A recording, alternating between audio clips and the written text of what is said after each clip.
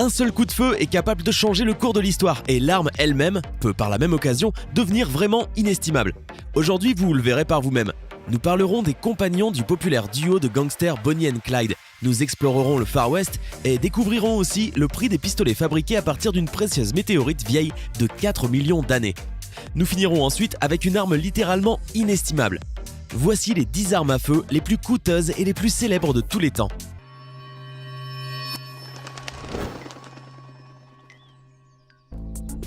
Le Winchester modèle 1886. Lors de la guerre civile aux États-Unis, deux soldats se sont liés d'amitié.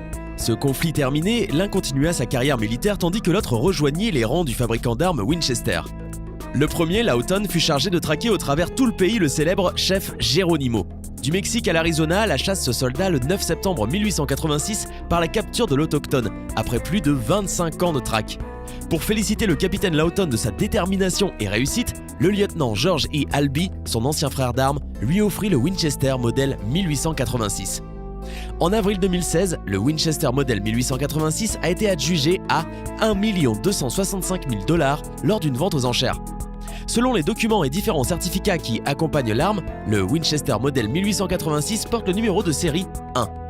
Il est le premier fusil de cette gamme à être sorti des usines du fabricant américain. L'arme a réussi à passer les décennies dans un état toujours proche du neuf, elle représente un véritable pan de l'histoire américaine.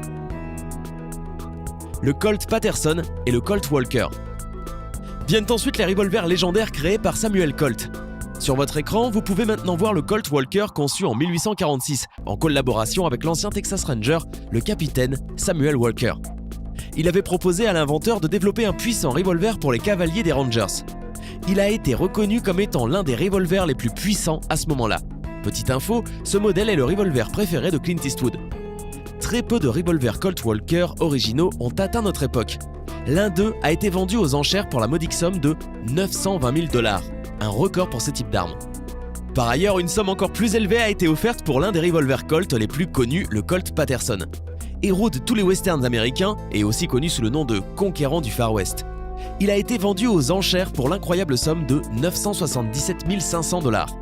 Breveté par Samuel Colt le 25 février 1836, il était le premier revolver avec amorceur de tous les temps. Les modèles comme le Colt Paterson et le Colt Walker étaient populaires auprès des Texas Rangers parce qu'ils offraient des avantages significatifs en termes de puissance de feu et de vitesse de rechargement. En 1839, il est devenu possible de charger les armes sans les démonter, ce qui permit aux combattants de ne plus être obligés de descendre de cheval. Deux Colts de calibre 38 et 45. Ces deux Colts appartiennent au duo de gangsters le plus populaire, Bonnie Parker et Clyde Barrow. Outre l'amour inconsidéré qu'ils éprouvaient l'un pour l'autre, ils avaient deux autres passions, les vols et les armes. Et bien que Bonnie et Clyde soient morts depuis longtemps, ils continuent à vider les comptes bancaires. En effet, lors d'une vente aux enchères, un soumissionnaire anonyme a payé $1 demi-million pour les deux armes que portait le couple tristement célèbre de gangsters lorsque la police leur a tiré dessus. Les Colts de Bonnie, de calibre 38 et le calibre 45 de Clyde. Ces deux bijoux ont marqué le coup par l'offre la plus élevée faite lors de la vente aux enchères à Nashua, dans l'état du New Hampshire. Ils ont été vendus pour 504 000 $. Le pistolet qui tua Abraham Lincoln. Et nous voilà enfin arrivés à l'arme dont la valeur ne peut être déterminée par personne. Ce pistolet de poche a été à l'époque acheté pour seulement 25 $. Seulement, après qu'il ait été utilisé pour assassiner le 16e président des États-Unis, il est devenu inestimable. En 1865, l'acteur John Booth a changé le cours de l'histoire en abattant Abraham Lincoln, libérateur des esclaves et héros national, à l'aide du dit pistolet fabriqué par la compagnie Philadelphia Derringer. C'est pour cette raison que ce pistolet est parfois appelé le Derringer Lincoln. Autrement appelé le pistolet Booth, il est officiellement considéré comme le plus cher du monde, car les experts estiment qu'il est impossible d'en déterminer la valeur. Et vous, à quel prix pensez-vous? Ce sera forcément beaucoup plus.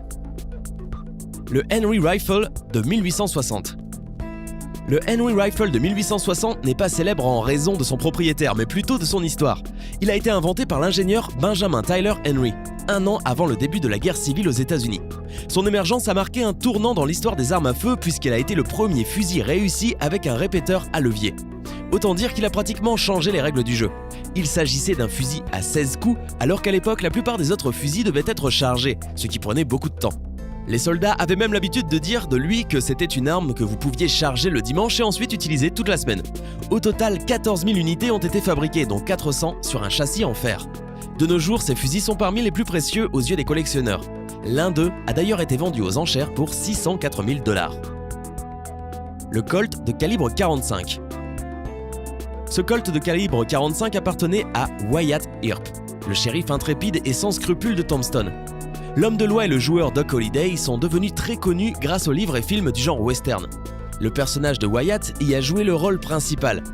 Et même si dans la vraie vie ce tireur célèbre était une figure controversée, cela n'a pas empêché que son revolver soit vendu 225 000 $ aux enchères. En effet, ce Colt a été impliqué dans la scène la plus connue de l'histoire du Far West, la fusillade de Hockey Corral, ville située près de la ville de Tombstone. Il y a probablement eu autant de films tournés sur cette fusillade que sur la bataille de Waterloo de Napoléon. Les frères Earp et Doc Holliday ont abattu toute la famille Clinton en une demi-minute. Tous les agents publics ont été blessés ce jour-là, sauf Wyatt Earp, qu'aucune balle ennemie n'a touché. Par contre, juste un coup de feu venu de son revolver a été suffisant pour infliger une blessure mortelle à un légendaire voleur du Far West. Le Smith & Wesson de calibre 44. Le Smith & Wesson de calibre 44 était une arme de choix que l'audacieux et imprévisible Jesse James a présenté au légendaire tueur Robert Ford, en signe de réconciliation. Lorsque ce dernier rejoignit le gang de Jesse, personne ne supposait que ce lâche avait fait un arrangement secret avec le gouverneur du Missouri pour tuer le brigand. Dès que Jesse eut le dos tourné, désarmé, il lui a immédiatement tiré dessus.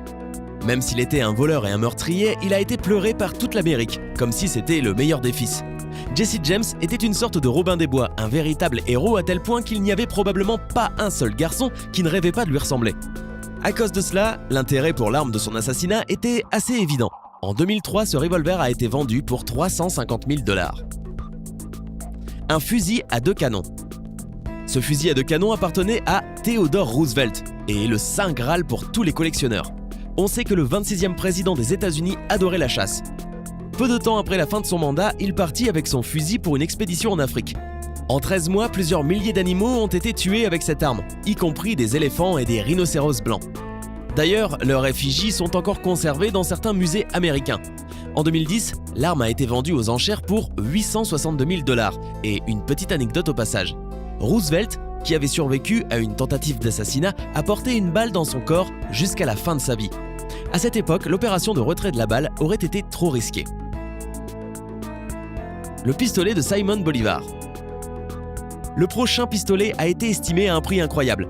Il appartenait à l'une des figures les plus importantes de l'histoire du monde, Simon Bolivar. Ce dernier, considéré comme le père de l'Amérique latine, a été le fer de lance de la lutte pour l'indépendance du Venezuela, de la Colombie, de l'Équateur, du Panama et de la Bolivie. 2 pistolets uniques l'ont suivi à travers ces tribulations et ont été façonnés par l'un des fabricants d'armes les plus célèbres du 19e siècle, Nicolas Noël Butzer, l'armurier officiel de Napoléon Bonaparte.